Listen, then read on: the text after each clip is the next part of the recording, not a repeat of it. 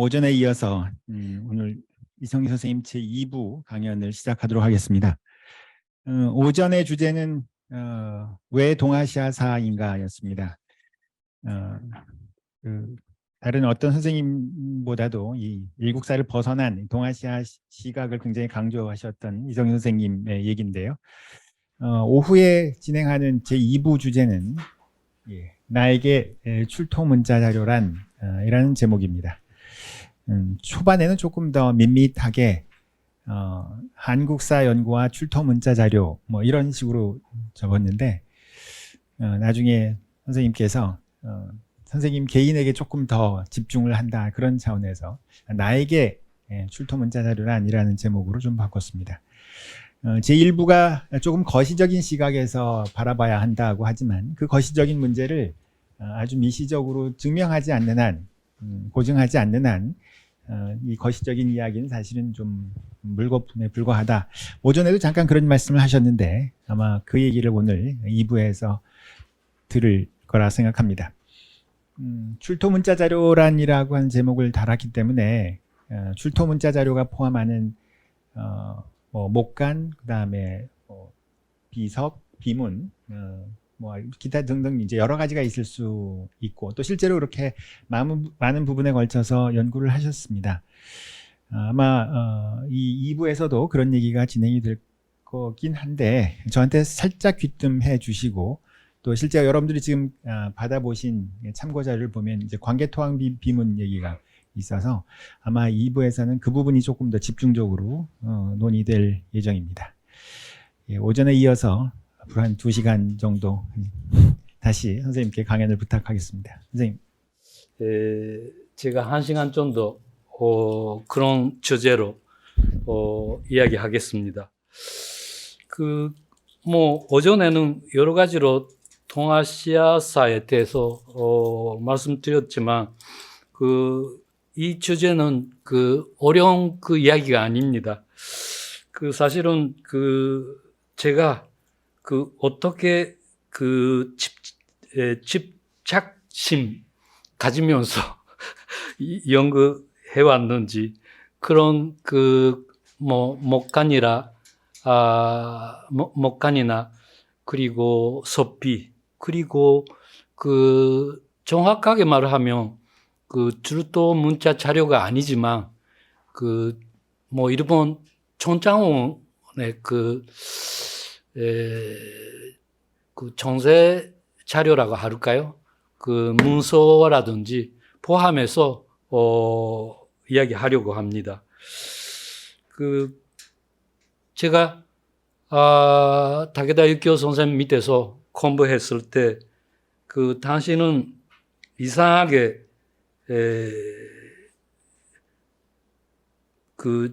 집요하다. 너무 집요하다. 애착 강하다. 그런 말씀이 자주 들었는데 스승 보면서 할 건데 왜 갑자기 제가 그런 이야기 받아야 하는지 몰랐습니다. 오전에 요즘은 관심 갖고 있는 것이 히에로그로시아라는 이야기 했는데요. 히에로그로시아 법병어가 있고 밑에 서고가 있다는. 근데 일본 문학 중에서는 그런 이야기 유행하고 있습니다. 일본 문학자는 자꾸 그런 생각을 가지면서 고대부터 중세까지 어떻게 법변어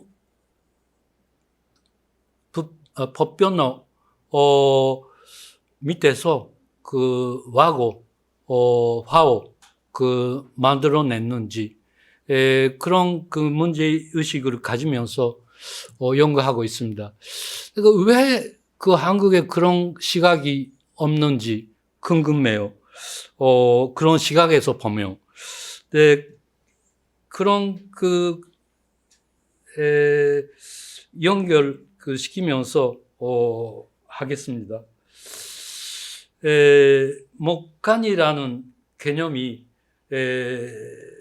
뭐 일본에서 먹으러 그릇자가 쓰여진 나무 조각이라고 합니다. 근데 지금 그 보시다시피 일본에서 여러 그 종류가 출토되고 있습니다. 지금까지 37만 이상 그 출토되고 있다고 합니다.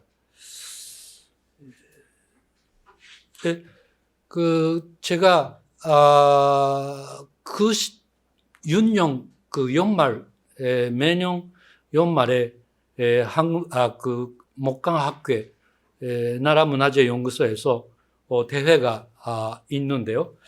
근데 그때 96년 그 일본 목강학회에서 한국 출도 목간에 대해서 발표해달라고 그런 요청 그 있었기 때문에 발표했는데 그때 뭐 주로 아나부치 목강 그 50매 정도 그리고 부여에서 몇 개나 백제 목간이 나왔다고 그런 정도였습니다. 근데 그때 발표해봤더니 뭐 몇 개나 일본 목간 그 선행 그 목간이 있는 것 같다라고 이야기해봤더니 그 밤에 NHK 나라 지국에서 그런 그 텔레비 뉴스가 나왔습니다. 오늘 그 목간학교에서 한국 목간 이야기가 나왔는데 일본 목간이 한국에서 나왔다라는 그 이야기가 있었다. 그런 식으로 보도가 있었다고 합니다. 저는 안 보고 있었는데 다음 날 그런 이야기가 나와서 어떤 그 원로 교수가 있을 수 없는 이야기 그 텔레비전에서 나왔으니까 우리들 그 목강학교에서 항의해야 한다. NHK에 항의해야 한다. 그런 이야기가 있었습니다. 근데 그때는 그 일본 연구자들이 그 일본 열도에서 출토된 목간은 그 중국 대륙 한반도하고 전혀 상관없고 독자적으로 일본에서 생겼다. 그런 식으로 생각하고 있었습니다. 그 이유는 4세기 중순 그 본류적으로 나무에서 그 종이에 그 바뀌었으니까 그 일본 목간은 7세기 중반부터 그 쓴다고 그런 현실적으로 출토 유물이 6세기 7세기 중반 이전에는 없었기 때문에 그런 식으로 생각할 수밖에 없었습니다. 그런 시대가 있었다는 것 자체가 너무 역사적인 그 중홍라고 할까요? 너무 그 지금 뒤돌아보면 그 재미있는 추억입니다. 근데 그 후에 그 19년 처음 그 한국에서 목간을 주제로 국제회의가 처음 그 열리고 그 후에 제가 하시모토 씨하고 같이 2002년부터 한국 목간을 대상으로 연구하자고 시작했습니다. 다행히 그 2004년부터 국립문화재연구소가 공동연구 해도 괜찮다고 허락을 받고 시작했습니다. 근데 그때까지는 그 한국에서 여기저기 발굴 현장에서 목간이 나왔는데도 불구하고 그 보고서가 전혀 없었습니다. 그 이유는 뭐가 뭔지 알 수가 없고, 대응할 수가 없었기 때문에 보고서도 안 나오고, 그런 상태였습니다. 먼저, 창원문화재연구소에 계시는 정계옥 선생님은 그 학예실장 하시고 있었기 때문에 그분이 다행히 이러면서 박사과정 오사카 대학교에서 공부했기 때문에 약간 일본 학계에 대해서 가깝게 생각하면서 괜찮다 라고 하셨는데, 그래도 그 사람이 믿을 수 있는지 없는지 몰라서 제 제자가 그때 제 연구실에 있었는데, 유미나라는 연구자한테 자꾸 오라고 해서 밤새도록 이선씨라는 사람이 어떤 사람인지 묻고 싶다고 그런 이야기까지 있었습니다. 어쨌든 결국 같이 해도 괜찮다고 하면서 2004년 보고서가 없는 상태니까 일단 목록 만들어야 한다 라고 해서 한국 주르토의 목간이라는 토록을 만들었습니다. 아마도 그 토록은 한국 목간 시작이라고 생각하고 있습니다. 그 후에 주보동 선생님 그리고 윤성태 선생님은 근내에서도 한국 목간 연구해야 한다고 하시면서 한국 목간 학회가 결성되었습니다. 지금은 다행히 경북대학교가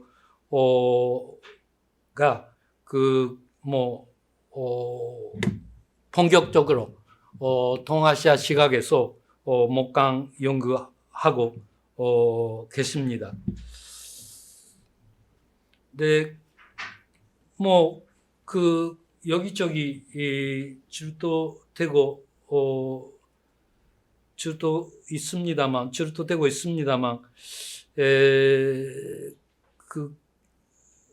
그런 상태입니다. 일본에서는 37만 정도 이상 있다고 하는데, 1000매 정도밖에 없습니다. 그렇지만 아까 말씀드린 이야기입니다.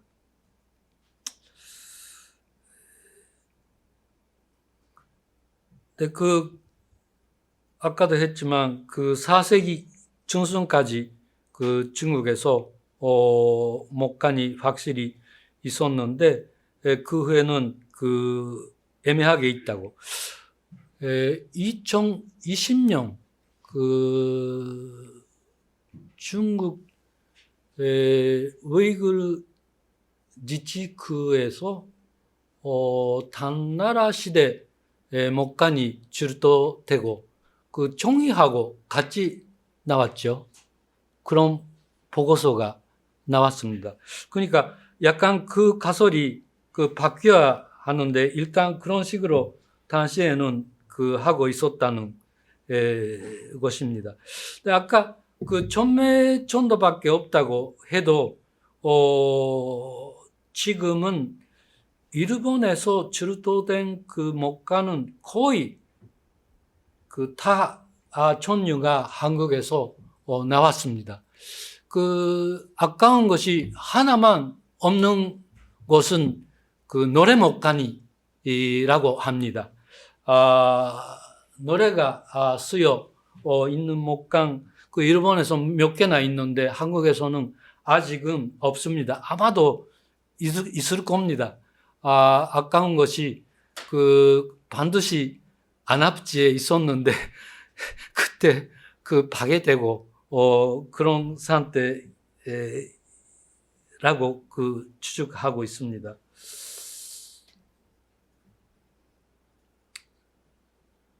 네, 그 안압지목간도 그 발견된 후에 30년 정도는 공백이 있었고, 연구 공백이 있었고,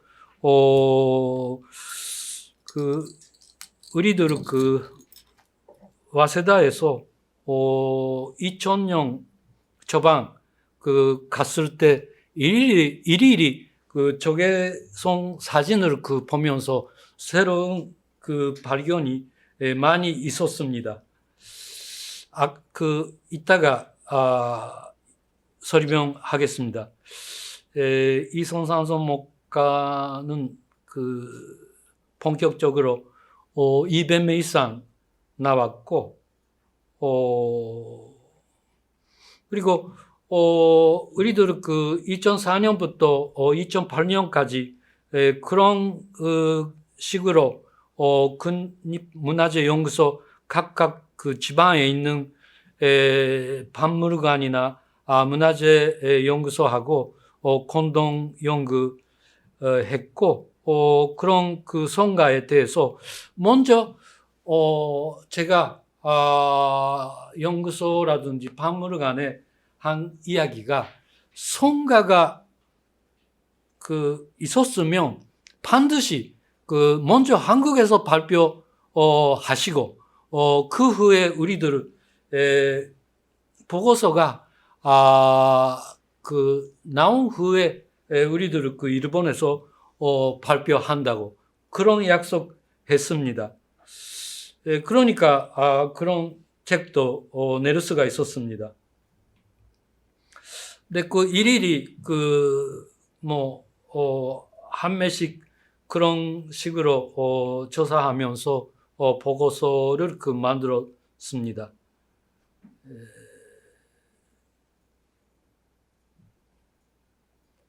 보고서는 그런 식으로 공동식으로 냈습니다.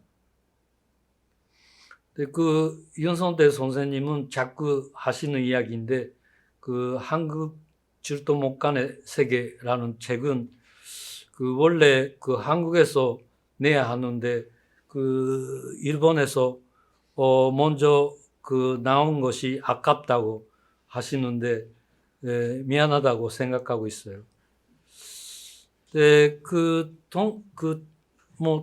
동시에 그 제가 오전에서도 이야기했지만 그 고고학적인 그 유물에 대해서 공동 연구 하고 싶다라는 이야기 자체가 안 되는 이야기라고 저는 그 개인적으로 생각하고 있었고, 그러니까 식민지 시대 어떤 그 상태였는지 그 일본적으로는 반성해야 한다. 그런 식으로 생각하면서 식민지와 역사학, 식민지와 고고학 그런 연구 하자고 해서 그 중간에 있는 도노무라, 미쓰이, 유미나, 정인성 그 선생님들하고 같이 식민지와 역사학, 식민지와 고고학 그런 연구 했습니다. 그런 시대가 있었다는 것도 그리워요. 그 도노무라 씨도 그때 일이 없었으니까 그 같이 하자고 했는데 지금은 돈대 교수가 되고, 미쓰이 씨도 돈대 교수가 되고 유미나 씨도 국민대학교 교수가 되고 정인성 씨도 연남대학교 교수가 되고, 그때 그런 같이 우수한 그 젊은 연구자하고 연구 한 것도 기적이죠. 아까 말씀드린 그 한국의 고대 목강 그 도록입니다. 일본판도 만들었습니다. 그 목간에 대해서 그 상상하기가 어려운데, 그 하찰 목간에 목간이라고 하는 그 하차를 그런 식으로 그 일본 사례지만 그런 식으로 썼다고 일본 학계에서 상상하고 있습니다. 네, 그 하차를 목간 그리고 그 잠부 목간 관청에서 그 문서 만들기 전에 카드처럼 만든 거 잠부라고 하는데 그런 목간도 많이 나왔습니다. 그리고 문서 목간 어떤 사람이 어떤 사람한테 그 보낸 그 문서 한국에서 처음 발견된 그 문서 목간이라고 할 수 있겠죠. 근데 그때 그 1990년 연말 한양대학교 박물관에서 10개 정도 발견되었으니까 한번 보는 게 좋을 것 같다. 그런 소식 들어서 이기동 선생 부탁을 해서 같이 봤습니다. 근데 그때 몇 년, 몇 월, 며칠이 누가 누구한테 보냈다라는 정라는 글자가 나왔습니다. 너무 감동했습니다. 그리고 2002년 그때 전장원 그 사무소에 근무하고 있었던 나중에 서장에 되는 사람이 어떤 날 전화가 와서 그 한국에 제점축라는 목간이 있느냐고 그런 그 전화를 받았습니다. 근데 그때 그런 이야기 들으면서 뭐가 뭔지 그 제점축라는 말 자체가 너무 물론 그 현대는 알고 있었습니다만 그 단어 자체가 드문 그 발음이니까 몰랐는데 그때는 어떤 뜻인지 이 목간이 나오면 어떤 그 상태를 상상할 수 있는지 알아봤더니 완전히 문서 행정 있으면 그런 그 목간이 있을 거다. 그런 것을 알게 되었습니다. 그러니까 그 후에는 제가 2002년부터 계속 그 목간 출토된 현장에 가면 그런 상태 현대 목간이 나왔는지 자꾸 질문했습니다. 네, 그런 식으로 사용하는 목간입니다. 네, 그리고 다음에는 습서 목간라고 하는데요. 정의가 너무 소중해서 나무에 연습하는 목간인데 일본에서는 많이 나왔습니다. 네, 한국에서도 있었는데도 안압지에서 주도된 목간 중에 습서 목간이 있었는데도 화제가 안 되고 있었습니다. 네, 그런 어떤 사람이 18개 있는 관동 중에 아마도 출세해서 12단계에 올라가서 연습한 것 같습니다. 그런 목간도 나왔고 그 다음 목간도 중국이나 일본은 그 많이 사례가 있는데 드디어 부여해서 출토되었습니다.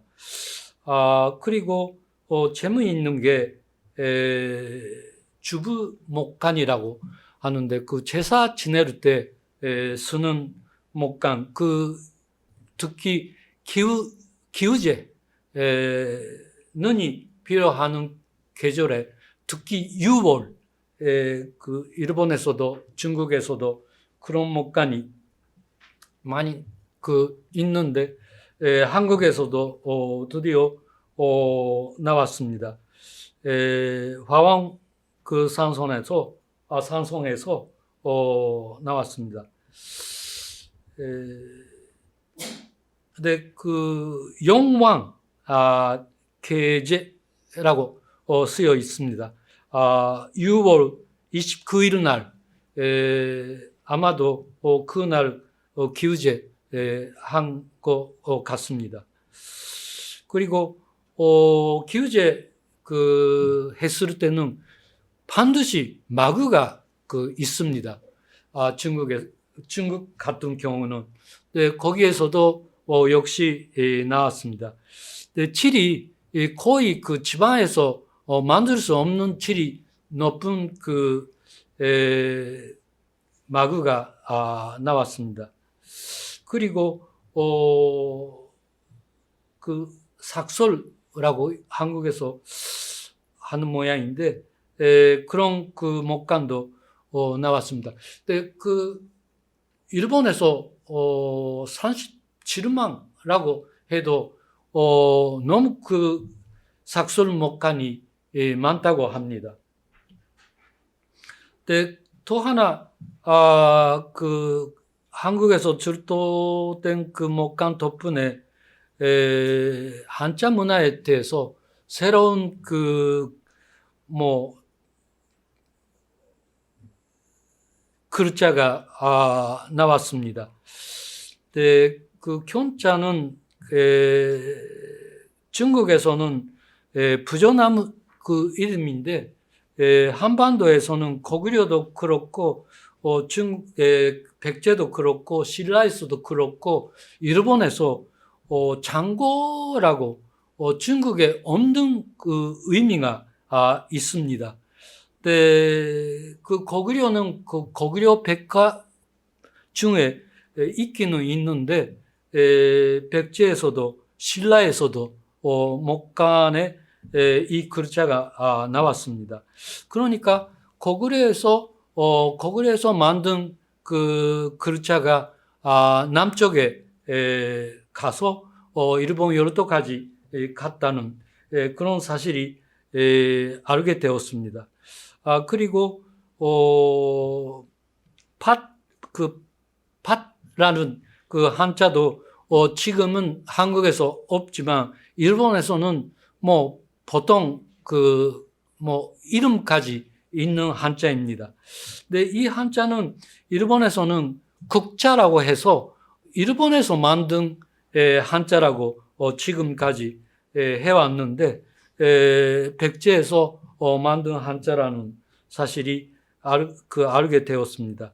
그리고 재미있는 게 갑자라는 글자도 그 백제에서는 4분의 1라는 그 뜻으로 사용되고 있는데 그 중국에서는 전혀 없는 그 뭐 사례입니다. 근데 일본에서는 하나 있는데 그 시마네현에서 출토된 목간 중에 그런 사례가 있습니다. 근데 그런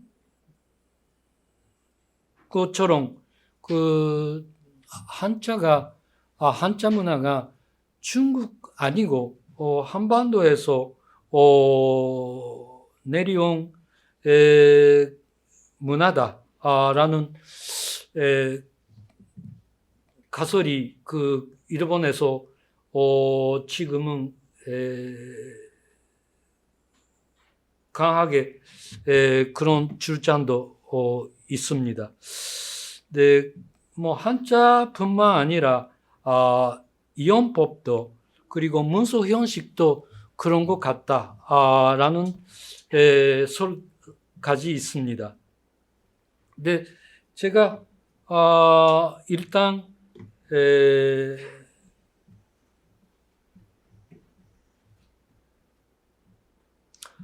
단순하게 하면 지금까지 중국에 있는 에라는 그 형이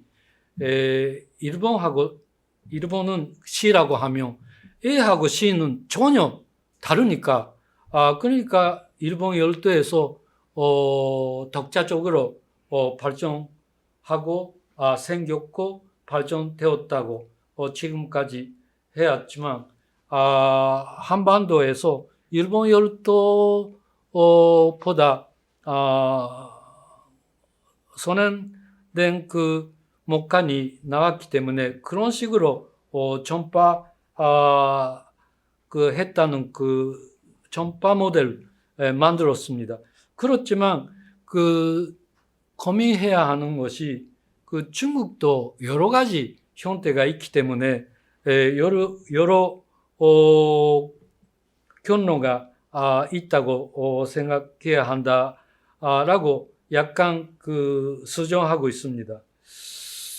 그리고 하나하나 구체적으로 보면 아까 그 성산산성 목간에 대해서 했지만 그런 식으로 매년 출토되고요.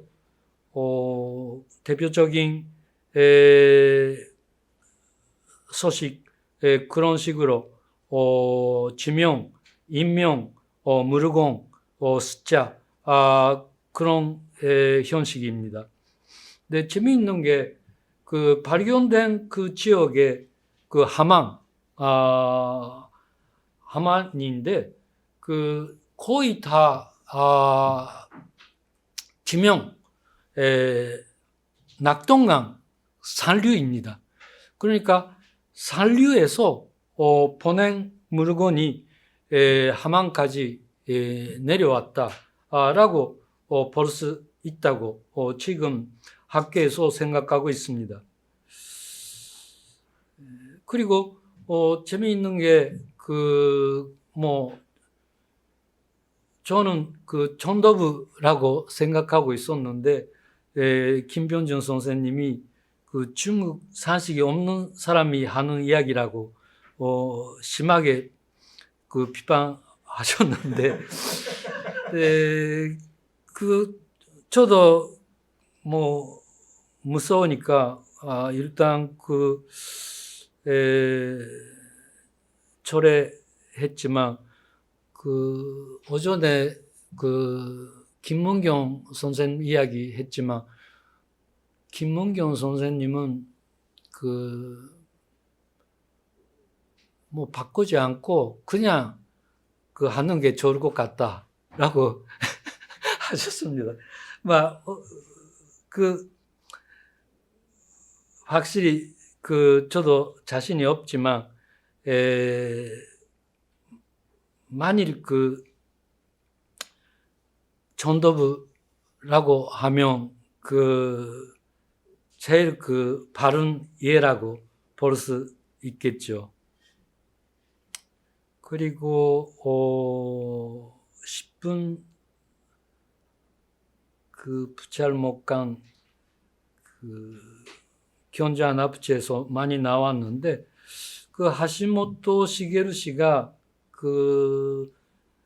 정밀하게 분석 하셨는데 아까 한자가 어떻게 서고에 전해했는지에 대해서 볼 수 있는 목간이라고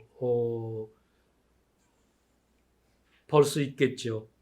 네, 지금 우리들 촉갈라고 하는데 한자가 있었고 그리고 일본에서 마요가나라고 할까요?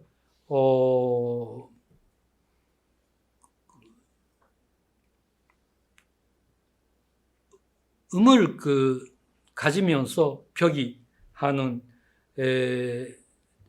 저자 사자 한자 두 개 가지면서 젓갈적라는 표기하는 그 목간도 나왔고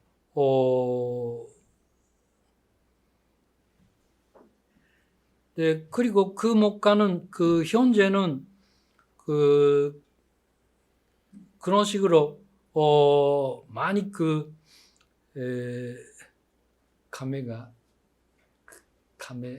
항아리 많이 있었으면 종이 붙어 있습니다. 어떤 종류가 항아리 중에 있는지 쓰여 있는데 지금은 직접 본 적이 있는데 그런 아까 보신 이 목간은 종이 아니고 목간을 가지면서 썼다고 볼 수 있습니다. 그리고 문서 목간에 대해서 아까 전자가 있는 목간이 처음 이송산송에서 나왔다고 했지만 지금은 5개, 6개 정도 있습니다. 네, 일본에서는 아마도 10개 이상 있는데 20 정도 있는데 한국에서도 점점 많아지고 있습니다. 이송산송 문서 목간이 어디에서 나왔는지 네, 아까 잠부 목간에 대해서 말씀드렸지만 이 목간은 일본에서 병의 목간이라고 하는데 문 이름 밑에 작은 글자가 있는데 문에 문방 누가 문방인지 쓰여 있는 목간이 일본에서는 많이 사례가 있습니다. 근데 같은 형식인데 그것도 한국에서는 하나밖에 없지만 그런 형식을 신라에서 나왔다는 알게 된 소중한 목간입니다. 그리고 다행히 부여에서 많이 잠부 목간이 나왔는데 아까 갑자라는 글자가 있다고 했지만 이거는 관료들한테 금을 빌려주고 50% 이자를 받은 제도인데 일본에서 줄고 목간이라고 합니다. 네, 어쨌든 일본에서 많이 줄도되고 있지만 한국에서 한 매밖에 없지만 100년 정도 앞서 있다는 사실이 알게 되고요. 그리고 아까 말씀드린 제점죽도 부여에서 나왔습니다. 그리고 왼쪽에 있는 외경라는 관총 이름은 지금까지 중국의 주소에 있는 이름이었는데 출토된 백제시대 목간 중에 나왔습니다. 너무 그때 제가 읽었기 때문에 너무 지금도 감동한 추억이 있습니다. 그리고 아까 목간이라는 글자가 쓰여 있는 그 보간리 나지 보간리 목간입니다. 근데 그 이 목간 재미있는 게 그 서정, 박 그리고 맥정라고 쓰여 있는데 그 히라가 선생님이 그 1년에 3번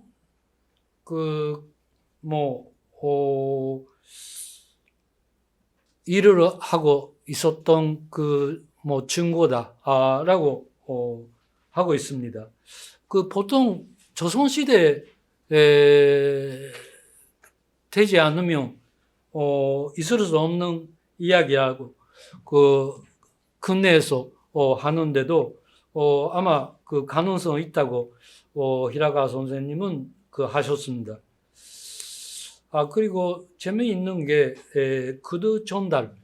구두 전달이라는 말이 그 일본에서 목간의 그 목간중에 구체적인 그 이야기는 없지만 그 간단하게 써서 구체적인 이야기는 구두로 했다. 그런 이야기가 일본 목간에 대해서는 많이 있는데 그 한국에서도 역시 그 월성 해자에서 나온 그런 목간은 아마도 구두 전달한 목간이라고 추측할 수 있습니다. 왜냐하면 전대돈라는 그 교자가 있는데 교자는 원래 그 왕이 하는 말씀인데 그런 간단하게 쓸 수가 없어서 아마도 구체적인 이야기는 이 목간을 가진 사람이 구두로 했다고 추측할 수 있겠다고 생각하고 있습니다. 그리고 더 하나 재미있는 게 일본에서 온 목간이 일본 사람 이름 있는 목간도 부여해서 나왔습니다.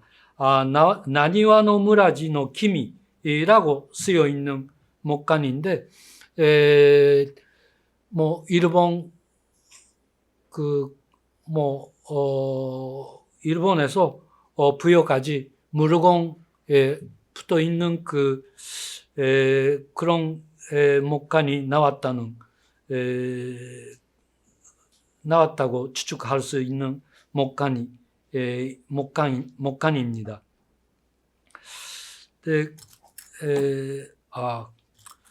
좀 더 빨리 해야. 그 지방 관청에서 사용된 목간도 2008년 나왔습니다. 네, 그런 목간을 지금 단계에서 할 수 있는 이야기가 오전도 약간 했지만 가네가이 히로유키 씨가 지금까지 있었던 가설이 바꿔야 한다 라는 그런 식으로 생각해야 한다 라는 도식입니다.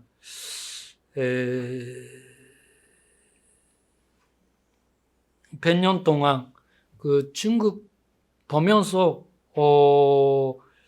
문명화가 됐다는 가설이 바꿔야 한다라는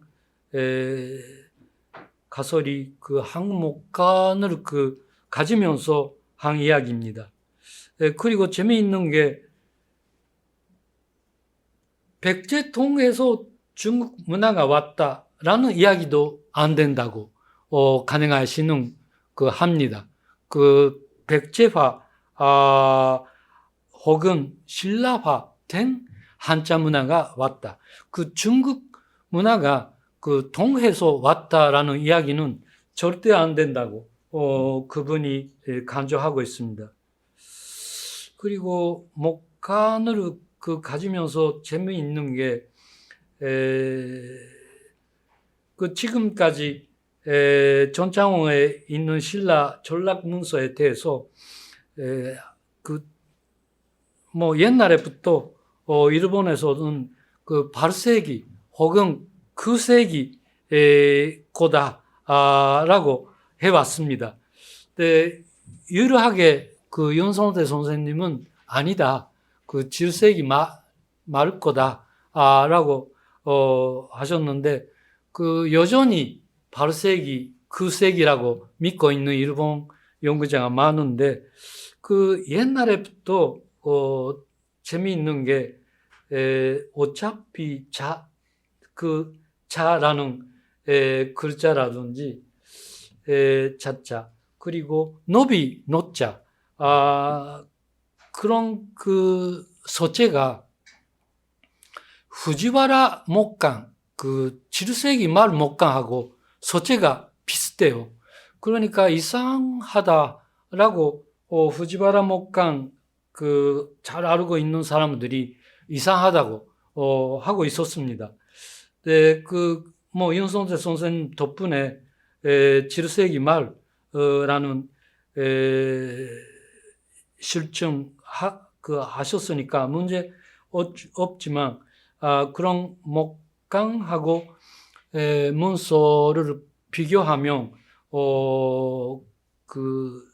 좀 더 정확하게 알 수 있는 그런 것도 알게 되었습니다. 그리고 전장호의 그런 뭐 그 한국에서 카페트라고 할까요? 신라에서 온 그 카페트에 권리표가 있었는데 그 한사라고 쓰여 있는 권리표가 있습니다. 아까 보시다시피 습서목간이 있었다고 했죠. 그 같은 서체입니다. 그 전장호에 있는 그 카페트는 추측하면 여러 가지 사료를 추측하면 52년이라고 추측할 수 있습니다. 그렇지만 그 습서목간 중에 전보 11년이라고 쓰여 있습니다. 그러니까 같은 사람이 쓴 가능성도 있다고 생각하고 있습니다. 그런 것도 목간 덕분에 알게 된 사실이죠. 뭐 서피 이야기도 하고 싶은데 그 질문도 많이 있었기 때문에 하겠습니다. 제가 광해토암비에 대해서 애착하는 이유가 제가 1972년에 대학교 입학했습니다. 근데 그때 그 충격이 받은 것이 이진희 선생님이 그 광해토암비는 개조되었다. 일본 군부가 개조했다. 그런 가설이 나왔습니다. 근데 그 일본 사람 중에 그 광해토암비 모르는 군민 없습니다. 왜냐하면 이유가 그 중학교, 고등학교 교과서에 반드시 사진이 있습니다. 근데 이유는 고구려 이야기가 아니고 일본 열도가 한반도를 200년 지배했다. 증거가 고구려이다. 그런 식으로 있기 때문에 일본사에서도 너무 중요한 자료라고 그렇기 때문에 모르는 사람이 없습니다. 근데 그런 증거가 개조되었다라고 하면 곤란하지요. 당연히 금인 규모로. 근데 그 선생님은 평생 그런 주장하셨는데 88년 다케다 선생님은 아니다. 개정 됐다고 해도 그 전에 섞여 없는 답봉 몇 개 있다. 그런 그 원석 답변을 찾아서 발표하셨습니다. 그런 그 사정이 있었기 때문에 그리고 다케다 선생 박사 논문 89년 내셨습니다만 제가 직접 수업까지 들었기 때문에 관계 도안비에 대해서 애착 있었습니다. 네, 제가 그 14년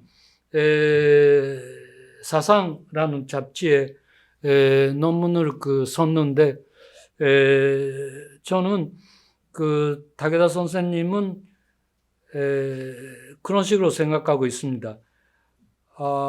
관계 도안비를 정확하게 해석하면 그대로 고대사를 알 수가 있다고 생각하고 계시는데 저는 아니라고 생각하고 있습니다. 사료 비판하지 않으면 안 되지요. 어디까지 고구려 사람이 주관으로 쓴 서비인데 그대로 사실이 쓰여 있다는 그 자체가 잘못된 이야기라고 생각해서 썼습니다. 당연히 인정받을 수 없고 다케다 선생님은 싫어하시는 논문이었습니다. 네, 제가 하고 싶은 이야기는 2008년 한국 고대사 학교에서 관계 도안비 입비 목적에 대해서 발표했을 때 반드시 완능 옆에 서비가 있었다고 그런 식으로 발표했을 때 도론자 주보돈 선생님은 있을 수 없는 이야기라고 하셨습니다. 지금까지 없는데 있을 수 없는 이야기 하지 말라고 그런 토론 받았습니다. 근데 2008년 발표한 후에 제가 있다고 하는 서비가 나왔습니다.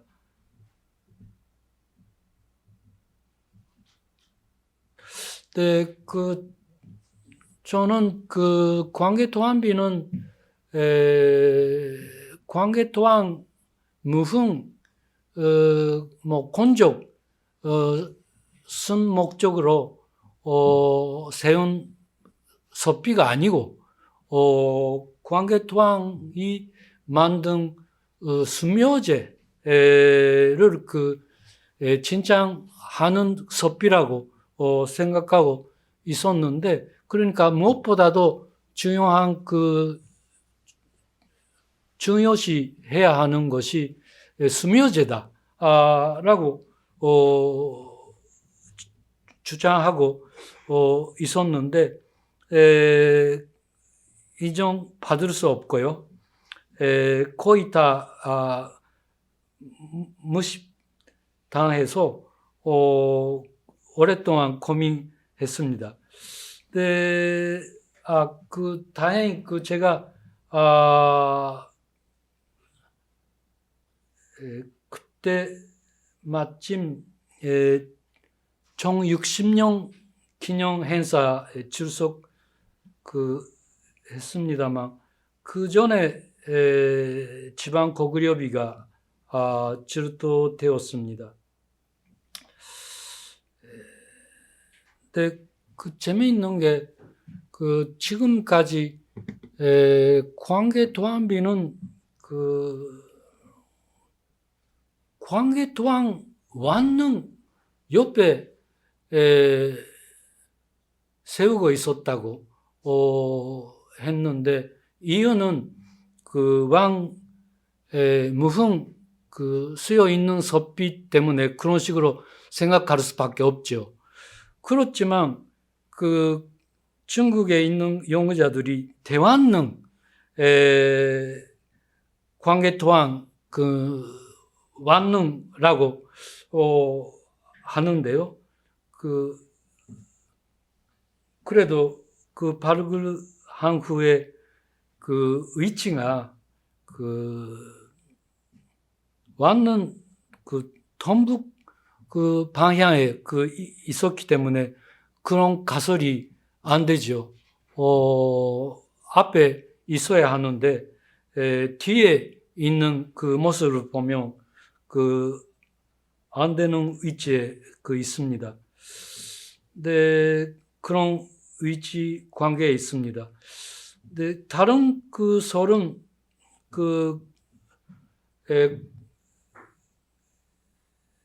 뒤에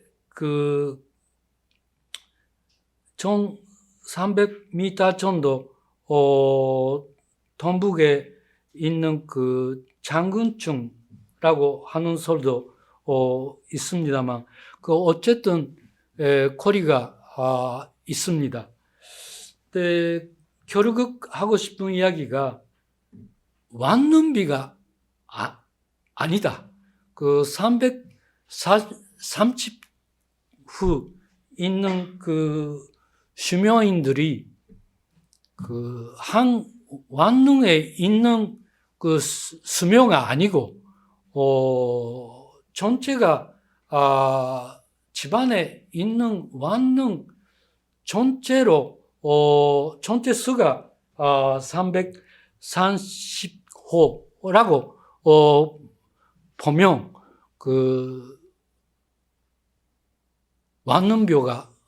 완능비가 아니다고 생각할 수 있겠죠. 근데 살아계실 때 다게다 선생님한테 선생님은 330호는 어디서 어느 완능 수묘라고 생각하시나요? 라고 물어봤더니 그런 생각이 지금까지 없었다고 하셨습니다. 그러니까 다게다 선생님도 믿고 있었다는 것이지요. 330라는 수묘가 전체가 광계토항 수묘라고 생각하고 있었다는 이야기지요. 그러니까 수정해야 한다고 다시 그런 생각을 다시 한번 검토해봤습니다.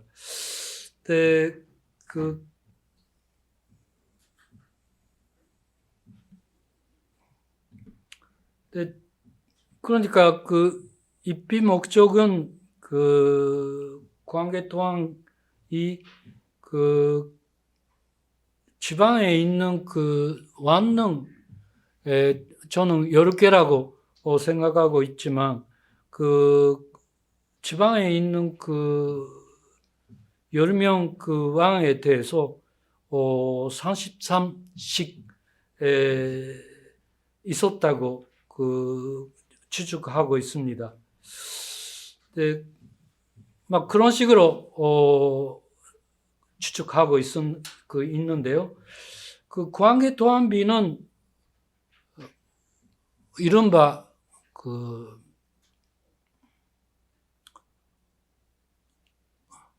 원부라고 할까요?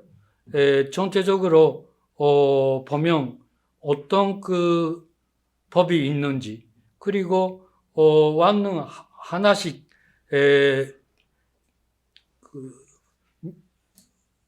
완능 옆에 비가 있었다고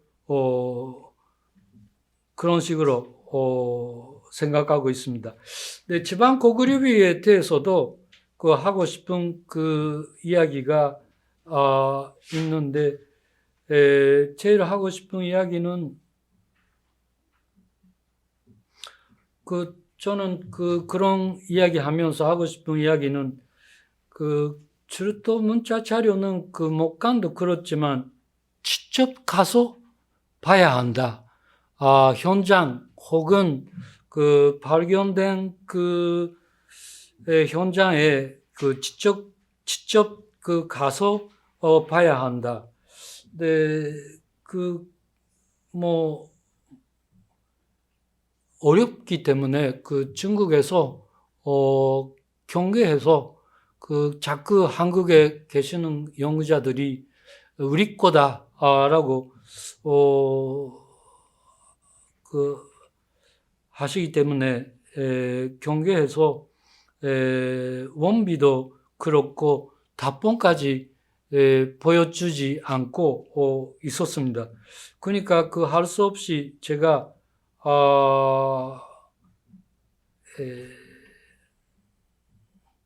대학교에서 직접 가서 그리고 첫 번째 조사한 송인걸 선생님한테 접빙하니까 직접 답변 가져오시라고 해서 직접 그 답변도 보여주고 그분이 송 선생님입니다.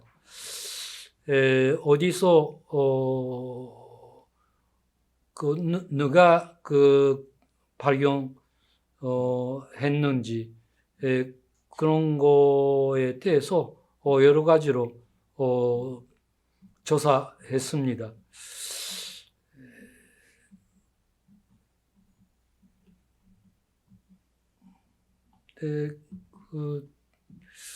제가 아까운 것이 그 화면도 없는데 지금까지 여기에 있는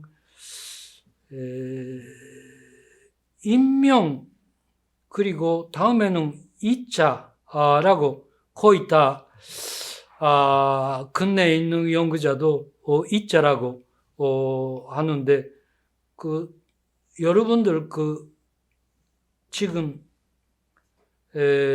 빨간색 동그란 안에 있는 글자가 이자라고 볼 수 있어요? 무리예요.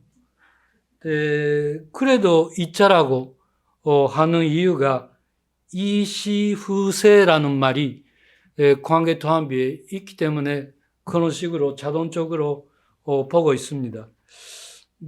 코드에 인명라는 그 단어가 없고요. 명수라는 말이 많이 있습니다. 그러니까 20명 명수 호주하고 가족 그런 식으로 볼 수밖에 없습니다. 그런 식으로 보면 관계 또한 그 다음 세대 장수왕 때 만든 섭비라고 볼 수 있겠다고 봅니다. 그리고 직접 전 조사한 송 선생님은 가르쳐 주신 것은 뒷면에 글자가 있었고 그리고 인공적으로 개지고 있다는 그런 흔적이 있다는 사실도 가르쳐 주었습니다. 그러니까 직접 가서 보지 않고 이야기할 수가 어렵다고 생각하고 있습니다. 그리고 또 하나는 제가 운이 좋은 사람이라서 시절도 좋은 시절이었지만 대통령 덕분에 북한에 2번 갈 수가 있었습니다. 근데 제가 가고 싶은 이유가 반드시 고구려에서 신라목강 원료가 있다는 가설이 갖고 있습니다. 그러니까 북한에 가서 산성 유물 발굴해달라고 그런 이야기 진짜예요. 그런 이야기 못 간도록 가지고 갔습니다. 그때 저는 그 북한에서는 자기소개는 전혀 하지 않고 만나도 이름 질문도 할 수 없습니다. 하지 말라고 신분도 질문하면 안 된다고 그런 이야기 듣고 갔는데 12월 2일 날 나중에 알게 되었는데 손현정 선생님이 계셨습니다. 근데 그 선생님이 이야기도 하지 않고 가만히 1시간 정도 목간토록을 보시면서 왠지 긴장하면서 보고 계셨습니다. 근데 반년 후에 손현정 선생님은 역사과학의 허급 논문을 써주시고 그리고 전백동 364호에서 나온 사진도 발표해 주셨습니다. 네, 허급에 대해서는 윤영구 선생님이 정밀하게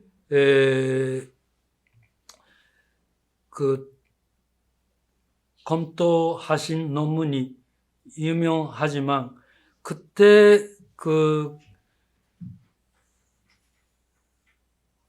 나중에 들었는데 손여정 선생님은 암이 되고 자기가 오래 살 수 없다는 그런 상태였다고 북한에 계시는 연구자분에서 들었습니다.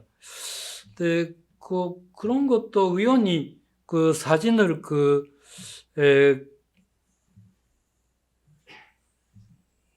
제가 받고 조희승라는 일본에서 돌아가신 북한에 돌아가신 분에서 받고 받았기 때문에 알 수 있는 사실이었습니다.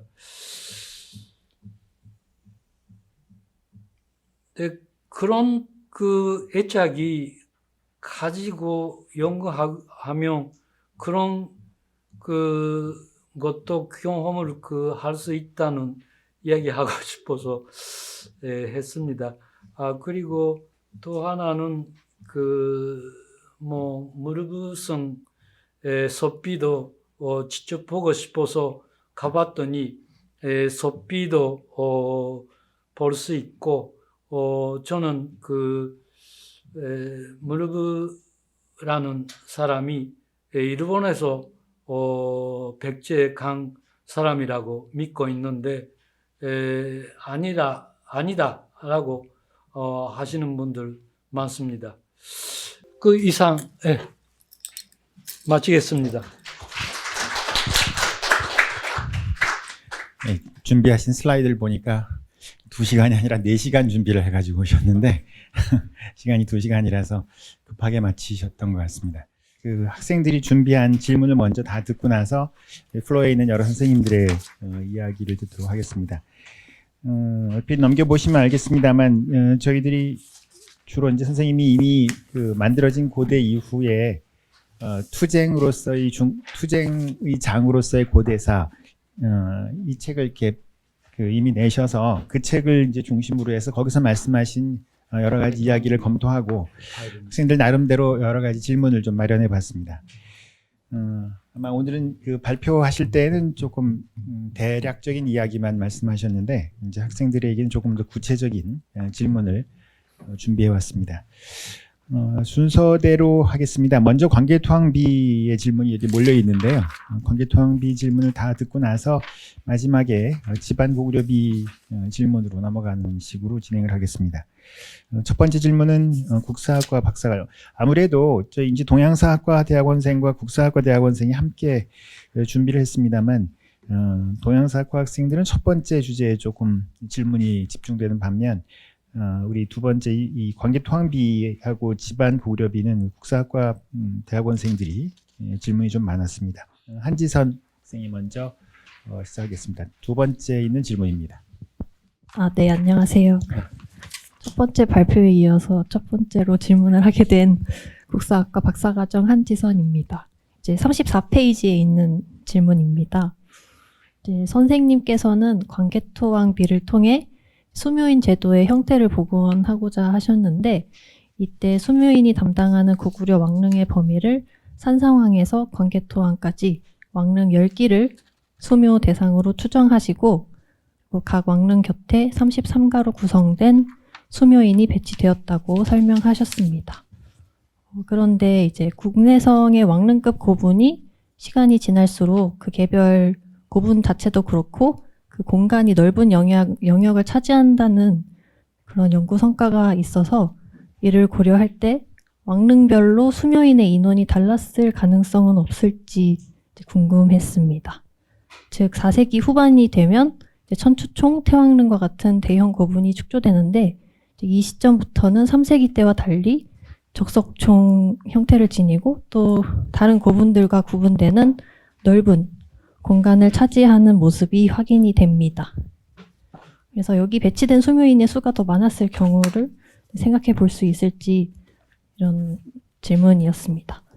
그리고 또 이제 이 분야에 대해서 제가 잘 몰라서 하나 추가적인 질문을 드리자면 이제 수묘인이 담당하는 고분의 피장자가 역대 왕 외에 이제 다른 왕족 혹은 왕실 중요 인물이 포함될 가능성은 없을지도 궁금했습니다. 그래서 이와 관련해서 동아시아 사에서의 비교 가능한 사례가 있을지 여쭙고 싶습니다. 예, 고맙습니다.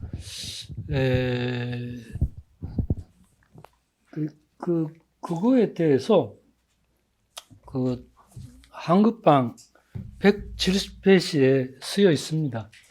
예, 그 일본 이해하고 중국 이해 그리고 삼국사기에 있는 고구려 신라 사회에 대해서 쓰여 있습니다. 그 왕릉에 대해서는 그 특별한 그 의미가 있죠. 왕릉 물론 그 친척이나 있을 겁니다. 그 집안에 가면 엄청나게 무덤이 있습니다. 그렇기 때문에 왕릉 하고 다른 급이 다른 무덤이 있는데요. 그렇지만 그 왕릉에 대해서는 특별히 국가가 설치한 수명가 있다고 봐야 한다고 생각하고 있습니다. 그리고 어떻게 넓어도 일이 제사나 일일이 기준이 있기 때문에 넓으면 많이 있어야 한다는 이야기가 약간 다르다고 생각하고 있습니다. 질문 없었지만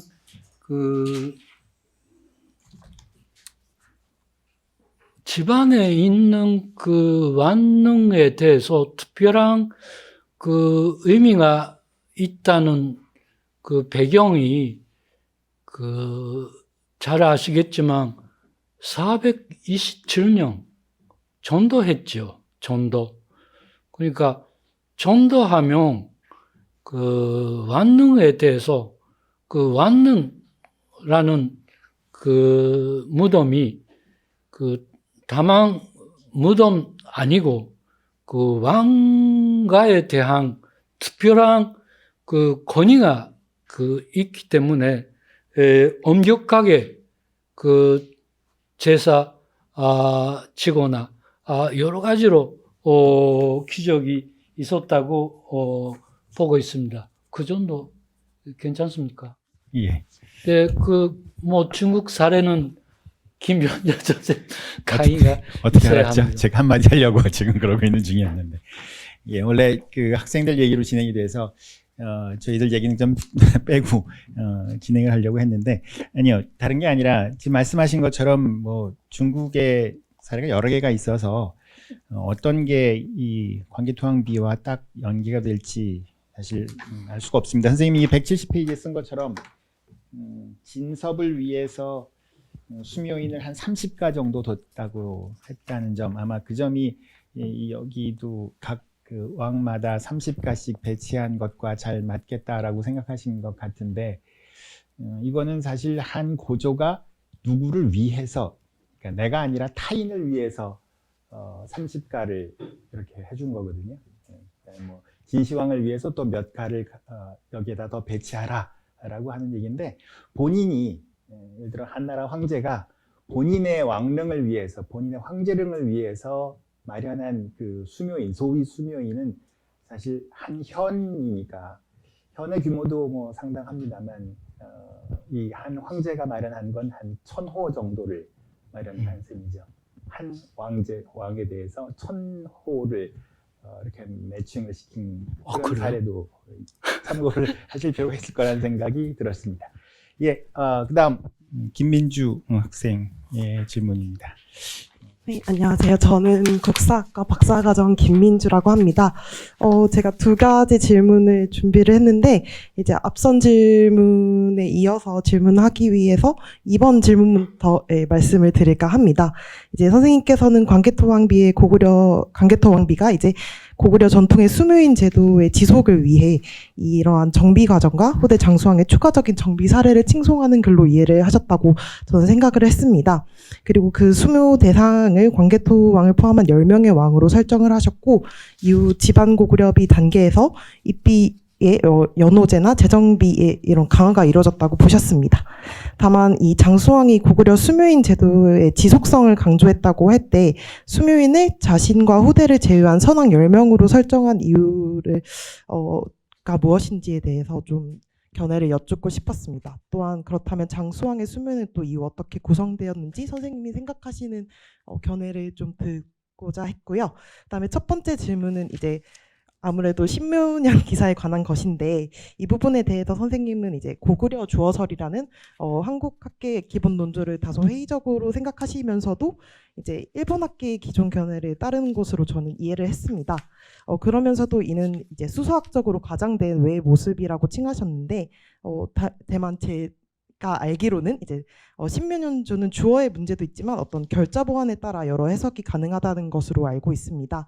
따라서 신묘년조에 대한 선생님의 해석을 좀 듣고 싶었고, 이와 함께 고구려의 외연의 적으로서 하필 외가 설정된 시대적 맥락에 대해서 조금 궁금증이 생겼습니다. 4세기 말 5세기라고 하는 이 시점에서 이제 선생님이 생각하시는 동아시아 국제관계에 대한 견해를 좀 듣고자 합니다. 그런 질문 보고 나서 놀랐는데, 여전히 한국에서는 고구려 주어설 강하게 있습니까? 놀랐거든요. 왜냐하면 뭐 물론 저는 일본 학계에 대해서 어전도 했지만 의심스럽고 뭐 너무 나셔널리즘이 강해서 싫어하는 연구자 많습니다. 근데 그래도 오늘 배부했지만 그런 질문 덕분에 배부했습니다. 네,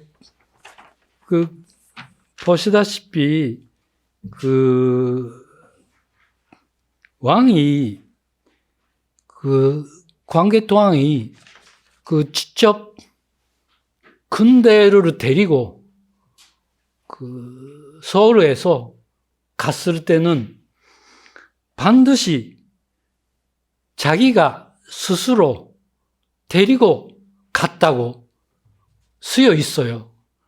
근데 그때는 그 글자 앞에 어떤 네거티브 이유가 있었는지 쓰여 있어요. 반드시. 근데 그 제 일명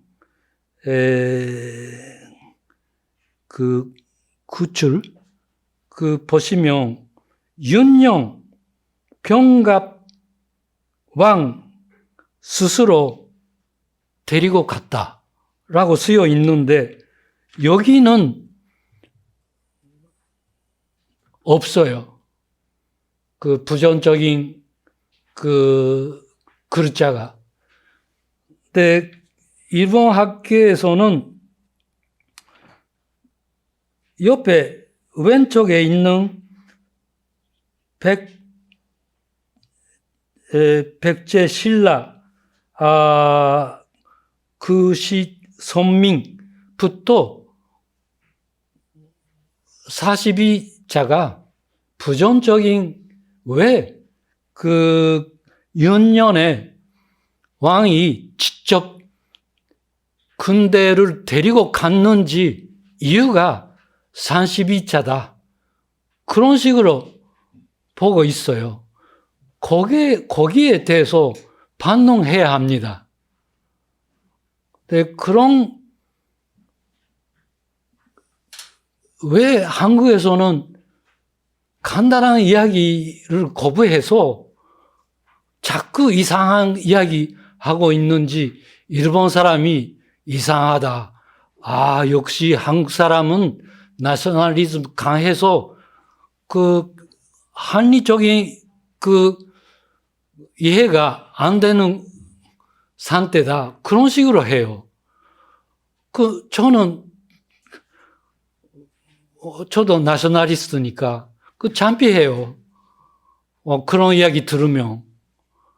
앞으로 그런 이야기 하면 안 되죠. 인정할 수밖에 없어요. 근데 고구려 사람이 그런 식으로 쓰면서 위대한 광개토왕에 대해서 하신 명의에 대해서 달아야 한다. 그런 구조가 있다고 생각해요. 영원히 만년 후에도 지켜야 한다는 그 이야기죠. 만년 후에 영원히. 네. 부르마 법정이라고 할까요? 바꿀 수 없는 법이라고. 그러니까 위대한 왕에 대한 무흥에 대해서 쓰여 있다고 생각해요. 사실은 광해토왕이 한 전쟁 많이 있어요. 여기는 8밖에 없지만 중국 사료 중에서 있고 삼국 사기 중에서도 있고 이긴 전쟁 많이 있거든요. 그래도 8개는 다 광해토왕이 만든 고구려 중심으로 만든 질서에 대해서 쓰고 싶어서 하는 것이죠. 네, 그런 식으로 생각해요. 생각 보세요. 두 번째 질문. 두 번째는 왜 10명인가? 10명. 한국에서는 유리명왕부터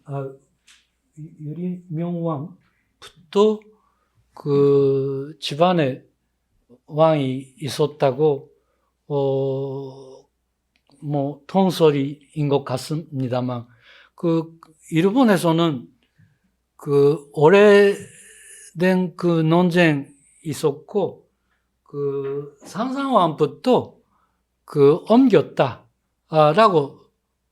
생각하고 있습니다. 네, 저는 그 다케다 선생님이 하신 거준 비판할 수 없고 인정할 수밖에 없으니까 상상왕부터 장수왕 그 옮기 전에 계시던 여름명 왕에 대해서 전도하기 전에 10개에 대해서 수묘인들 그 설치했다고 그런 식으로 생각했습니다. 괜찮습니까? 네, 제가 이 질문을 보면서 한상현 씨의 그 질문을 했거든요. 한국에서 거의 다 그런 식으로 유리왕부터 그 집안에 고구려 왕 계보가 있다라고 생각하고 있는지 물어봤더니 뭐 다 그렇다고 들었습니다. 그러니까 그런 이거 하고 있는 그 가설이 다르니까 그럴 수밖에 없다고 생각하고 있습니다. 그러니까 죄송합니다. 예, 감사합니다. 자, 다음은 고태진 학생의 질문입니다. 제가 이제 궁금한 것은 좀 앞선 분께서 좀 이제 어떤 학술적인 내용이었다가 저는 좀 학계의 비하인드 스토리랄까요? 좀 이런 게 좀 궁금해서 그냥 가벼운 질문입니다.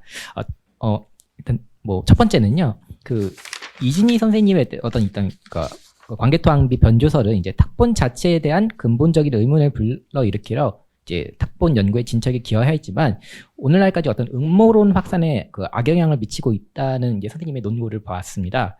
예, 물론 학계 자체에서는 이제 미즈타니 선생님이라든가 아니면 다케다 선생님에 의해서 이제 원석 탁본의 이제 소개가 이루어졌고 또 왕공군 선생님의 연구 이후에 광개토왕비 어떤 변조설은 사실상 이제 설득력을 잃은 지가 이제 오래라고 이제 생각이 됩니다.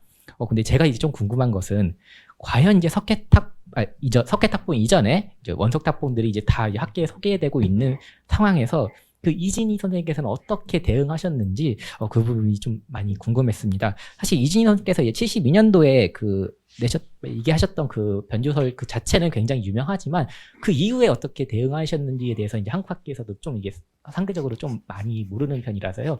요게 하나 이제 궁금한 거고요. 다른 하나는 좀 갑작스럽게 좀 얘기를 한번 해보자고 얘기가 나온 건데요. 그 선생님께서 그 최근에 이제 쓰신 논문들을 읽다 보니까 그 호구부 목간에 대해서 이제 송영준 선생님께서 그게 이제 한국 혹은 이제 해외 연구자들에게 전하는 말로 남겨진 논문이다. 그 두 논문이 있지 않습니까? 그게 이제 송영준 선생님께서 해외 연구자들에게 남겨주는 말로 이제 그 호구부 목간 논문을 써서 해외 사람들한테 소개한 거다라는 그런 표현을 봤는데 그게 과연 어떠한 맥락에서 쓰신 건지 그게 저희 세미나 하면서도 굉장히 다들 궁금해했었거든요. 그러니까 송영준 선생님께서 어떠한 맥락에서 그거를 해외 연구자들에게 남긴 말인 것인가 이 부분에 대해서 선생님께서 좀 아니, 그 얘기는 다른 게 아니라 손영정 선생님 그 글의 결론을 다 알잖아요, 저희들이요. 예, 그게 양당군이 요동에 있다라고 하는 그런 결론을 내셨는데 혹시 어떤 분이 그 강의 실명을 얘기해도 되나? 안 돼요? 어떤 분이 그게 손영정 선생님이 사실은 그렇게 결론을 냈지만 그거는 선생님의 진의가 아니라 북한에서 그 글을 발표하기 위해서는 어쩔 수 없이 그 결론을 써야 하고 대신에 이 호구부를 어떻게든지 북한 이외의 다른 지역으로 이 호구부를 공표하기 위해서는 어쩔 수 없이 그 결론으로 갈 수밖에 없다. 그러니까 그 결론을 쓰지만 실은 그게 자기의 결론이 아니라 이거를 외부에 알려주기 위해서 이 호구부를 알려주기 위해서 일부러 그 아들에게 그걸 가져오라고 해서 그래서 이거를 발표한 거 아니냐라는 또 하나의 음모론을 어떤 학생이 얘기를 해서 그러면 첫 번째로 이진희 선생의 것도 음모론이고 혹시 호구부도 음모론이라는 그 가설하에 공표된 거 아니냐라는 얘기를 해서 재미삼아 한번 예. 여쭤봤습니다. 그 재미있는 질문이 고맙습니다. 질문을. 그 첫 번째는 연표 보시면 재미있을 거예요. 그 이진희 선생님은 1972년 4월 그런 논문을 발표하셨어요. 근데 제가 볼 때 약간 이상해요.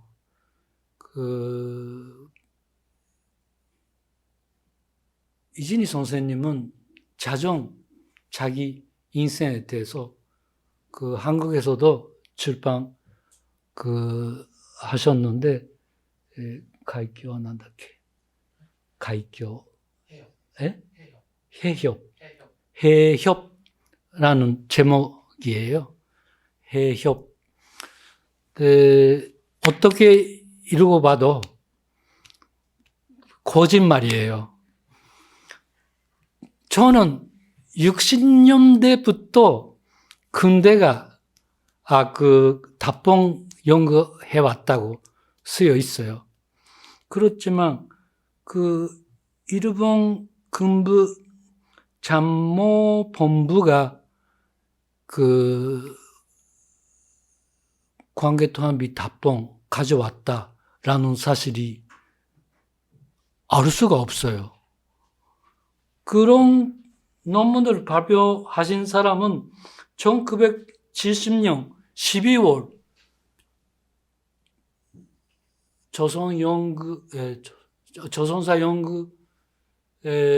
조선사연구회가 매년 겨울에 대회가 있습니다. 그 자리에 나카츠카 아키라라는 나라여자대학교 교수는 종일 전쟁 전문가예요. 그 선생님은 자료를 보면서 그때 그런 자료가 있다. 그러니까 연구자가 아니고 군부에 있는 사람이 답본도 아니고 이상의 못봉 가져왔다. 그런 발표를 듣고 하시는 거예요. 그러니까 한국 사람이라면 그것까지 알 수 있다면 음모다. 그런 식으로 생각했다고 추측하고 있습니다. 여러 가지 증거가 있거든요. 근데 이번에 읽어주신 한노에 있는 논문을 나카츠카 선생 지난 사이니까 보냈어요. 그때 알게 되었어요. 논문은 1971년 4월 그러니까 시자가 있습니다. 1년밖에 없으면 저도 자신이 없어요. 그래도 12월 듣고 나서 저도 그런 정도는 쓸 수가 있다고 추측하고 있습니다. 나카츠카 선생님이 그때 자기가 41살 그때 발표했다는 그런 엽서까지 보내주었습니다. 생생하게 기억이 있다는 사실이죠. 그 후에 원석 답봉 타케다 선생님이 쓰신 후에 이진희 선생님이 어떻게 대응했는지에 대해서 무시했죠. 당연히. 근거가 없으니까요. 그런 정도 답봉 연구라고 해도 원석 답본에 대해서 그런 지식이 없었기 때문에 반론할 수가 없죠. 근데 거기에 계시는 하시모토 시게루 씨는 뭐 몇 년 동안 다케다 선생님하고 같이 답본 조사 하셨어요. 근데 저도 몇 번이나 같이 지방에 왔다 갔다 하면서 원석 답본도 같이 보러 간 적이 있습니다. 다케다 선생님은 돌아가시기 전까지 원석 답본 논문 뭐 30편 이상 쓰셨어요. 이유는 저한테 술을 마시면서 용서할 수 없다고, 이진이는 연구를 왜 이진희 선생님을 용서할 수 없냐 그러면은 이제 이 광개토항비 연구 자체를 완전히 다 망쳐놓은 게 이진이다라는 것 때문에 이제 이성희 선생님께서 그러니까 돌아가시기 전까지 계속 저한테 당신 집중작심 많다고 하셨는데, 거꾸로 다케다 선생 저보다 애착이 많은 분이었어요. 자주 술을 마시면서 자꾸 그런 이야기 하셨습니다. 제가 아까운 것이, 다케다 선생님은 변년에 한 명 있는지 없는지 그런 저는 능력이 있는 선생님이신데, 돌아가시기 전까지 계속 원석 답본 이야기만 하시지 않고 다른 연구 하시면 좀 더 한국 고대사가 바로바로하게 발전도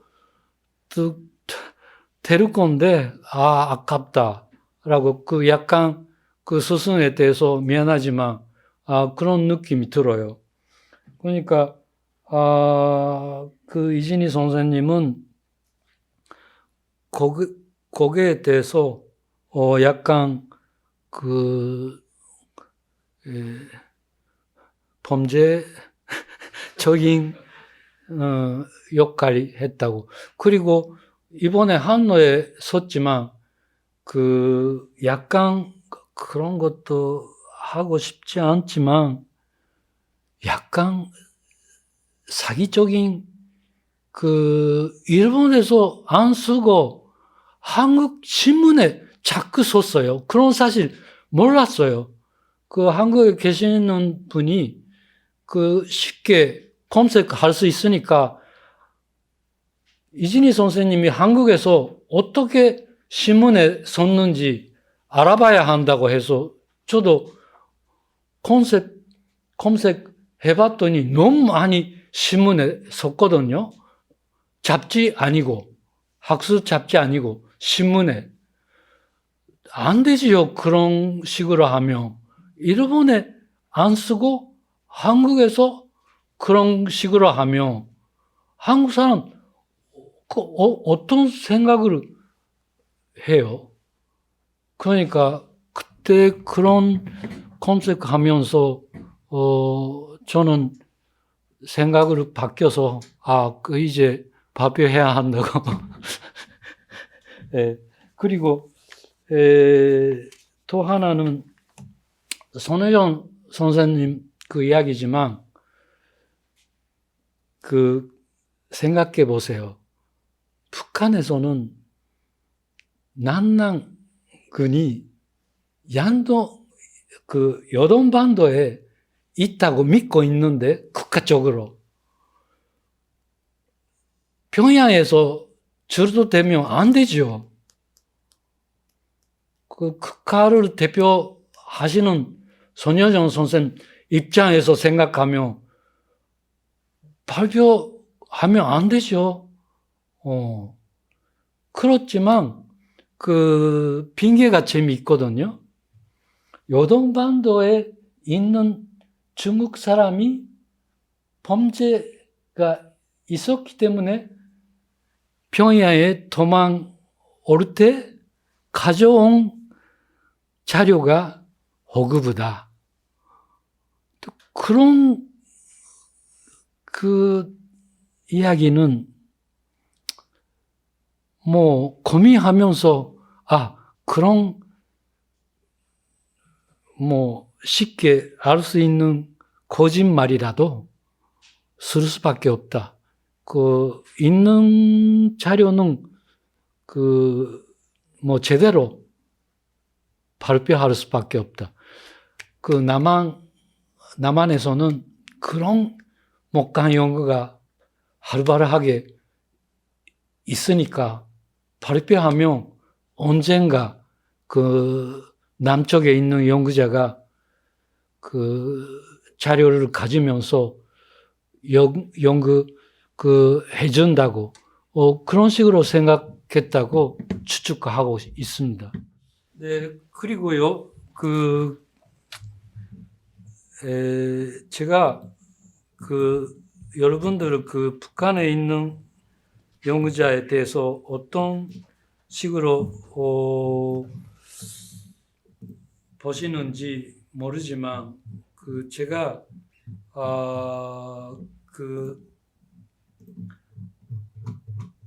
감시하는 사람 전혀 없어요. 그 연구자 둘이가 뭐 이야기해도 괜찮은 그런 경우가 많이 있었습니다. 근데 제가 그런 질문도 했습니다. 그 점재현 신사비. 네, 제가 그런 섭비에 대해서 지금 어디에 있는지, 그리고 소문이 파괴했다고 그런 소문까지 들었거든요. 그러니까 북한에 있는 저희선 선생님한테 물어봤더니 우리들 있으면 여러 가지 문제가 있으니까 그런 식으로 설명해 주었어요. 땅 속에 묻었다. 앞으로 연구자가 새롭게 분석해 주셨으면 좋겠다고 그런 이야기 해 주었어요. 그러니까 북한에 계시는 연구자들이 성실한 마음이 갖고 있어요. 그러니까 손재정 선생님 이야기도 여러 가지로 아까 증거가 있다고 말씀드렸지만, 그런 정도 연구자로서 성실한 마음이 갖고 있다는 것이지요. 그럼 마지막으로 우리 최영은 학생이 관계토항비 하나, 집안고구려비 하나, 각각 2개의 질문을. 네, 안녕하세요. 저는 한국고대사를 공부하고 있는 국사학과 박사과정 최영은입니다. 저는 2019년에 발표하신 지방고구려비로부터 본 관계토항의 입비 목적이라는 논문을 중심으로 2가지 질문을 드리려고 하는데요. 먼저 첫 번째는 지방고구려비의 건립 연대에 대한 문제입니다.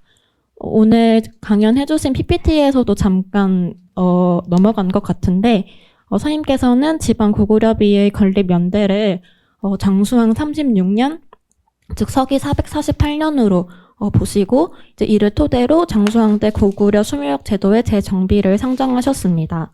이 건립 연대 문제는 비문의 형식과 내용, 관계토항비와의 관계 등 여러 쟁점이 결합되어 있지만, 그 중에서도 가장 핵심적인 쟁점이 되는 것은 7행 9자부터 11자, 즉 자무자의 판독이라고 저는 이해를 했습니다. 그런데 이 기년을 무자로 판독할 수 있다고 한다면 이 자무자라는 구절은 입비년 그 자체라기보다는 혹시 뒤에 이어지는 정률교내 발령 또는 입비의 시간적 상한을 보여주는 것으로 해석할 여지는 없을지 질문을 드리고 싶습니다. 그리고 중국에서 간행된 집안비의 보고서나 한국 학계에서는 집안비가 관계토항비보다 선행한다고 보는 관점이 있는 것으로 알고 있는데, 이러한 연구 동향에 대해서 선생님의 견해를 여쭤보고 싶었습니다. 그리고 2번째는 관계토항비의 입비 목적과 지방고구려비의 관계에 대한 질문입니다. 선생님께서는 2012년 새로 발견된 집안비의 내용과 성격에 대한 검토를 통해 관계토항비가 고구려 수묘역 제도의 확립 과정에서 세워진 석각 문서이자 그 제도를 창출한 관계토항의 공적을 기리기 위한 송덕비, 현창비임을 다시 한번 논증하셨습니다. 집안비가 그 내용상 고구려 수묘역 제도와 밀접하게 관련되어 있다는 점이 비교적 명확하고 관계토항비 역시 수묘인 연호와 관련된 내용으로 끝맺고 있음을 볼 때 두 비의 관계에 주목할 필요가 있다는 지적에 공감하였고 또 지금까지 관계토항비의 전체적인 콘텍스트에 대한 고려가 부족한 채로 비문의 특정 기사만 부각한 채 논의되었다는 지적 역시 시사하시는 바가 매우 크다고 생각을 했습니다. 그런데 관계토항비 본론의 후반부가 수묘인 연호제의 개편과 관련된 메시지를 전달하고 있다는 점은 명확해 보이지만 그 메시지나 의도를 본론 전반부까지 모두 소급할 수 있을지 질문을 드리려고 합니다.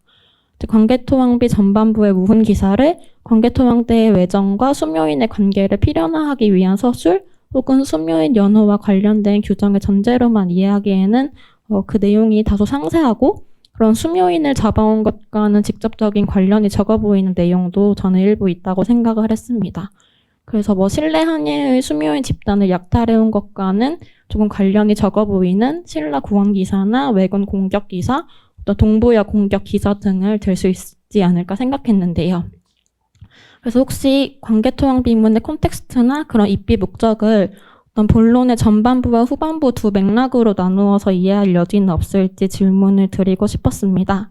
그래서 관계토항비의 입비 목적이 관계토항의 공운을 칭송하는 것이라고 한다면 어떤 장수왕 혹은 고구려인들이 인식할 때 그 공운이란 첫 번째는 군사활동을 통해 주변 국가와의 관계를 재편한 것, 그리고 두 번째는 수묘인 제도의 폐단을 인식하고 개혁한 것, 이렇게 두 가지로 나누어서 어떤 외정과 내정의 두 방면을 모두 고루 칭송하려고 했다, 이런 식으로 해석할 수는 없을지 이 점을 질문 드리고 싶습니다. 감사합니다.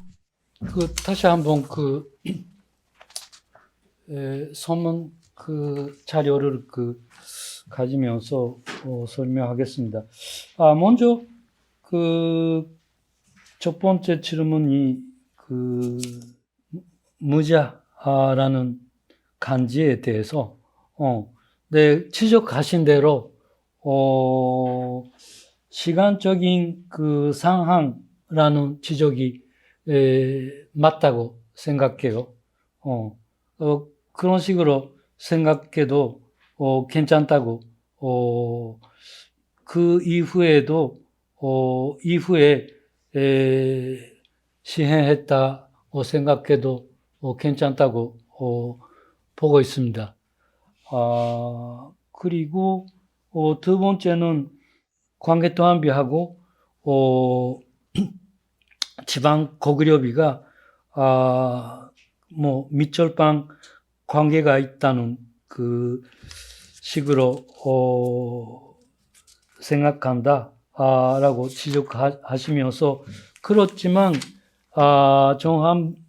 전반부하고 후반부는 따로따로 의미가 있다는 지적하셨는데, 네, 한번 생각해야 하는 문제가 그런 식으로 생각하고 있는 연구자가 많습니다. 한국에서 국내에서도 많고 그리고 제가 발표한 후에 수묘제에 대해서 너무 의미가 기쁘게 있다는 인정할 수밖에 없으니까 따로따로 생각해야 한다는 연구자가 많습니다. 그렇지만 전반부가 없으면 후반부도 있을 수 없는 구조가 있습니다. 네, 먼저 하고 싶은 구조는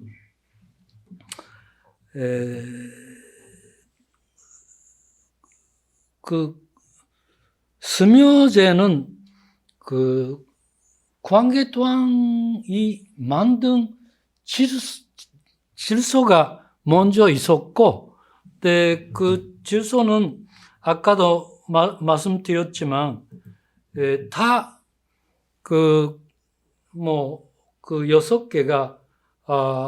6개 있는 집당이 그 선민라는 식으로 위치가 그런 식으로 쓰여 있습니다. 근데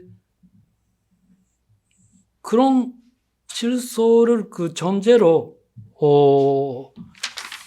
하고 있는 그 이야기가 제 4명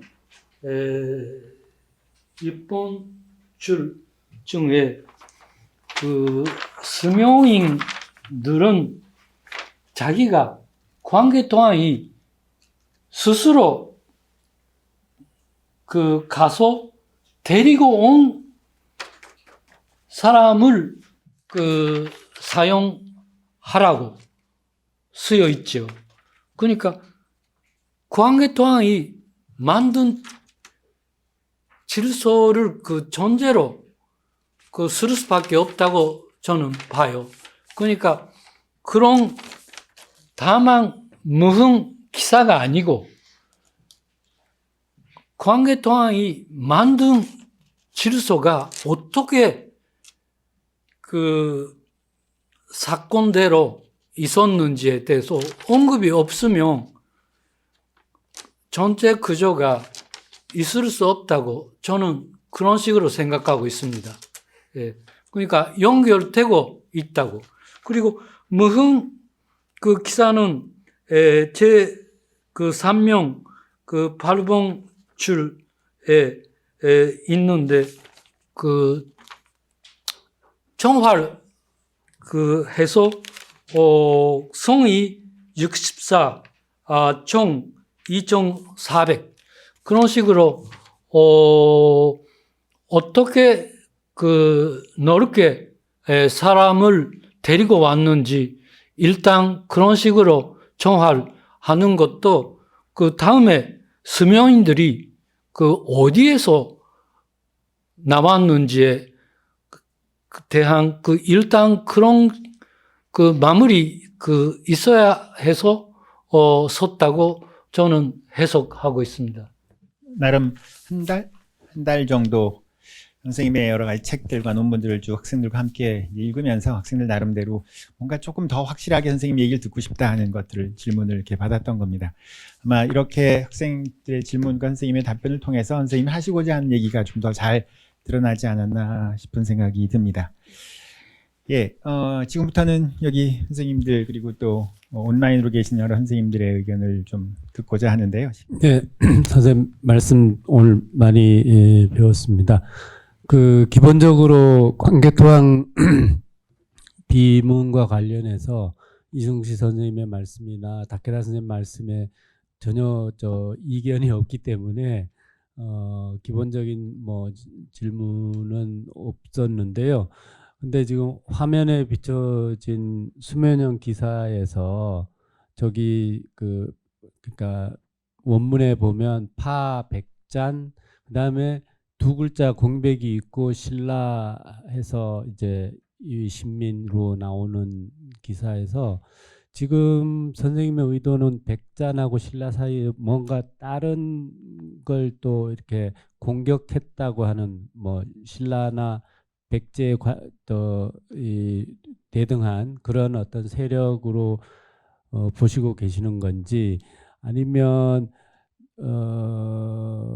다케다 선생님의 설인가 저 자리에 파 백잔 백제를 치고 그다음에 그 다음 글자가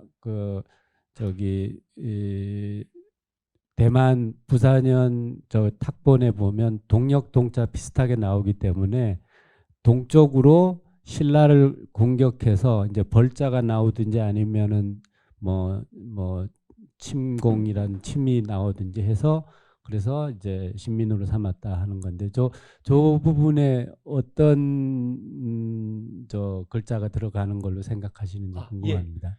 네, 그 옛날에는 그 무조건 일본 사람은 그 글자에 대해서 인나라고 믿고 있었는데 다케다 선생님은 아니다. 그 동사가 있어야 한다. 고구려가 그 왜가 그 백제에 대해서 뭔가 했다. 라고 지적하시고, 아마도 박지영 선생님도 그런 식으로 추측하고 있다는 지적이 있습니다. 근데 두 분 대가가 그런 식으로 있을 수밖에 없다고 하시는 가설이 저도 달아야 한다고 생각하고 있습니다. 예, 고맙습니다. 그럼 마지막으로 제가 한 가지 여쭐게요. 이제 아니 질문이 아니라 자 이제 1부, 2부 선생님 그동안의 학문 성과를 한번 둘러봤습니다. 첫 번째는 왜 동아시아사인가, 아주 넓은 의미로 일국사를 넘어서 동아시아 시각에서 우리 한반도 혹은 일본 열도의 역사를 보자라고 말씀하셨고, 그런 것들을 이렇게 목간이나 비문을 통해서 실증하시려는 그런 작업을 해오셨는데, 자 이제 곧 퇴임을 앞두고 계시는데, 이제 앞으로 퇴임 후에 어떤 연구와 활동을 하실지 이제 설명을 해주시는 거로 자리를 마무리할까 합니다. 예, 고맙습니다. 제가 사실은 3월 달에 출도 문자 자료 논문집을 낼 예정이었습니다. 네,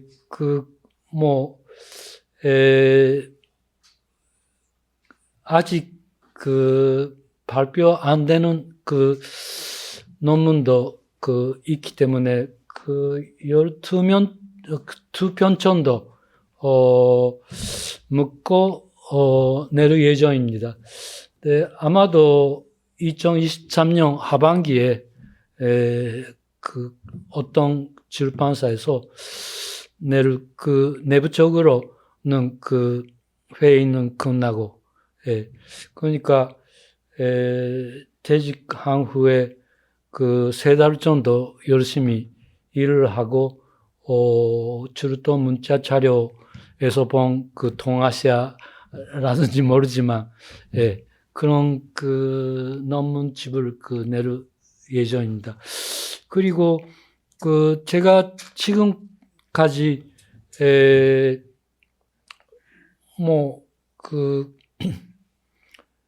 쉽게 강연하거나 한국 고대사에 대해서 쓴 논문도 10개 정도 있기 때문에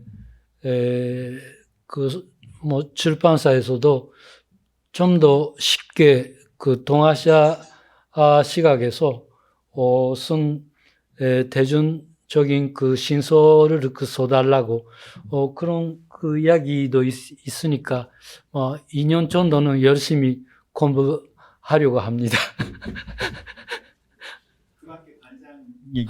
그리고 5년 전부터 미나토크라는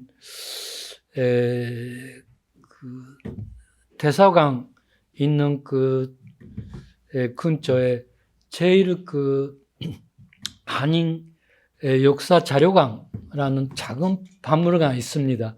5년부터 관장하고 있습니다만 대학교 일을 하고 있었기 때문에 한 달에 2번, 3번 정도밖에 갈 수가 없어서 앞으로 자료관에서 공간 쳐봐서 이 시대에 SNS 플랫폼 만들어서 유튜브 만들고 좀 더 발신하고 싶다는 욕심이 있습니다.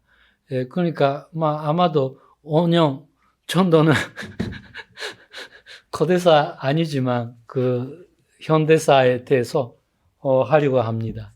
이상입니다. 감사합니다. 예상치 못했네. 유튜버가 되시겠다는 말로 들었습니다. 선생님 감사합니다. 한 아침 저녁 2시간 반씩 거의 5시간에 가까운 시간 동안 좋은 얘기 해주시고, 또 학생들의 여러 가지 질문에 대해서도 성실하게 답변해 주셔서 저희들 큰 도움이 됐습니다. 다시 한번 박수로 마지막 인사 마무리하겠습니다. 감사합니다.